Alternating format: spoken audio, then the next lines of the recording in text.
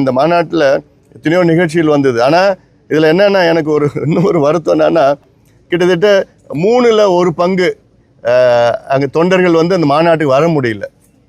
கிட்டத்தட்ட 20 கிலோமீட்டர் தொலைவில் வண்டிகள் எல்லாம் அவ்வளோ ஆயிரக்கணக்கான வண்டிகள் வாகனங்கள் நின்று போயிடுச்சாங்க. 35 கிலோமீட்டரில் அவ்வளோ ஆயிரக்கணக்கான தொண்டர்கள் கிட்டத்தட்ட 1 மணிக்கெல்லாம் வந்துட்டு போனாங்க. திடலுக்கு பார்த்துட்டு போனாங்க.